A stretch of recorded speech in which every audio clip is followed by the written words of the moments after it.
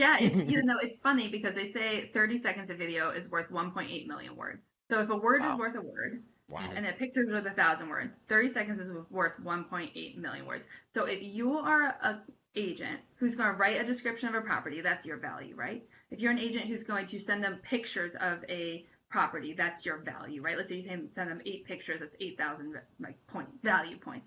Yeah. Well, if I send them a 5 minute video, you can't even compete Yeah. because the reality is, it's funny because I learned this actually from my good girlfriend Tam Gonzalez. She's an agent for HomeSmart out in Las Vegas. Awesome girl, with a beautiful wife, tattooed up and down, like total mohawk, just awesome girl.